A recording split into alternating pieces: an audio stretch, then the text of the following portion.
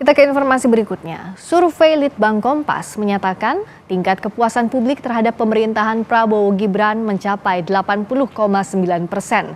Ketua DPR RI Puan Maharani menilai apresiasi dari rakyat tersebut akan jadi tantangan pemerintahan Prabowo Gibran untuk terus bekerja keras. Menurut Puan, apresiasi baik dari rakyat jadi tantangan bagi pemerintahan Prabowo Gibran untuk terus bekerja demi rakyat. Jika masih ada kekurangan, harus segera ditindaklanjuti dan dievaluasi dengan cepat. Apresiasi kepada pemerintahan Pak Prabowo yang walaupun masih belum 100 hari sudah alhamdulillah mendapatkan apresiasi dari masyarakat. Ini merupakan tantangan dari pemerintahan yang sekarang untuk bisa lebih bekerja keras dalam menjalankan pemerintahannya sehingga apapun hasilnya adalah untuk rakyat. Jadi bekerja lebih baik, bekerja dengan lebih semangat. Dan apapun yang menjadi kekurangannya akan bisa ditindaklanjuti dengan evaluasi yang terbaik bagi rakyat.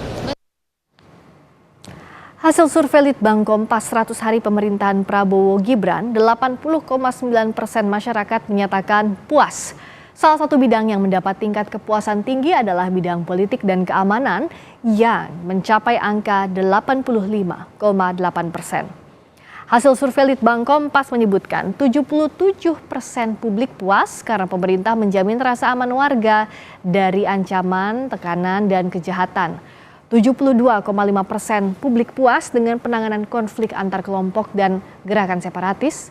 88,6% puas karena pemerintah membangun sikap dan menghargai perbedaan. 83,4% publik puas karena menilai pemerintah membuka kesempatan untuk mengontrol dan mengawal jalannya pemerintahan.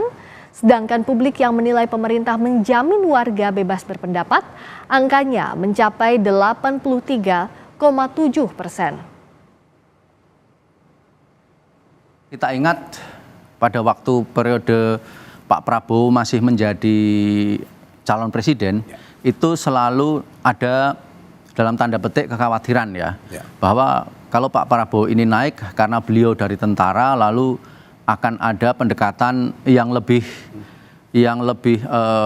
ketat yang lebih rigid gitu.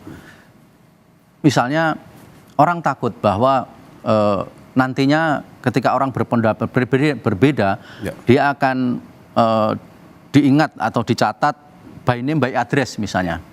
Nah itu kan kekhawatiran-kekhawatiran yang muncul gitu karena merefleksikan apa yang terjadi di masa sebelumnya ketika periode awal reformasi di mana Pak Prabowo memang terlibat dalam beberapa kasus di sana. Nah aspek-aspek itu kan yang dikhawatirkan publik. Nah tetapi terbukti selama triwulan ini hal-hal yang dikhawatirkan itu tidak terjadi. Buktinya masyarakat bisa menyuarakan secara bebas. Paling tidak di media sosial ya.